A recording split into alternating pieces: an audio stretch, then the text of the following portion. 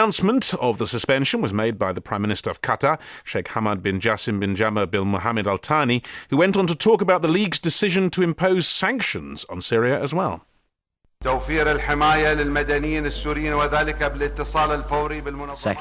to ensure the protection of Syrian civilians through immediate communications with the relevant Arab organisations, due to the failure to end the violence and killing, and the Secretary-General will communicate with the relevant international human rights organisations, among them the United Nations, and to cooperate with the Syrian parties to look into the appropriate steps to end the bloodshed.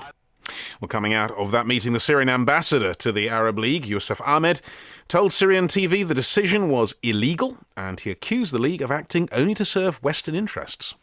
The decision taken today is illegal and constitutes a breach of the Arab League Charter. I consider today's decision spells the death of the notion of Arab cooperation and working together.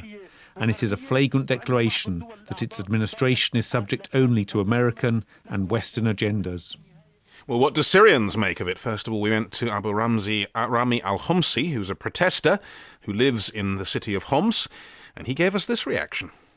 It was great. We are grateful for the Arab League, and we need from Arab League to make also some sanctions on some economic sanctions and on the regime here in Syria to increase the support to our movement.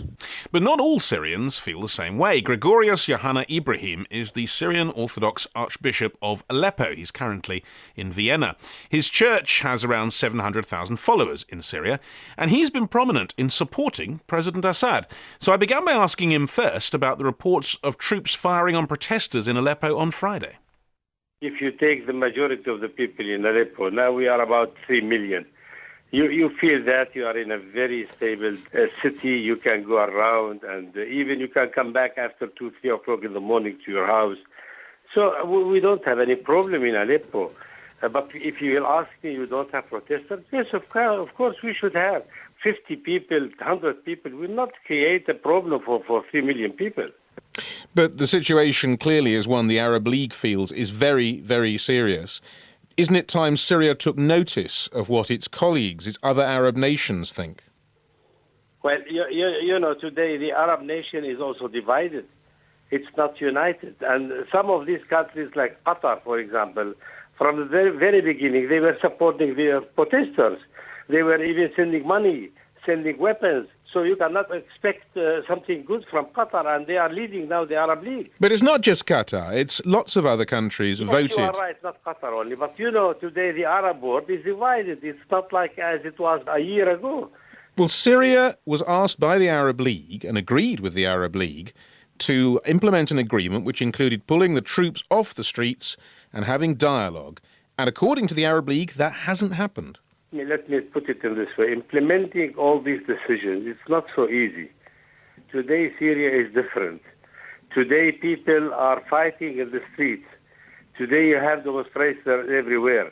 So Syria cannot watch them only and say, okay, now we withdraw our soldiers and so on. I think this is not the right way.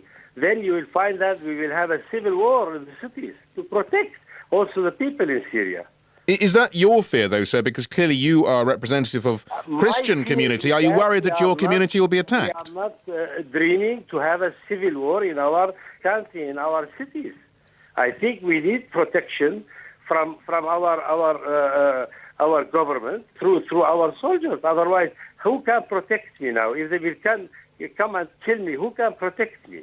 Are you talking about your community, particularly the Christian community? I am talking about all the citizens. I am not talking as a Christian, but I am worried as a Christian.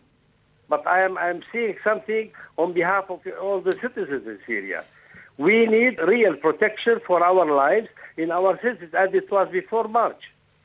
Do you think now that will happen, that the trouble will subside, that the Syrian government, that Mr. Assad and his troops can bring peace back?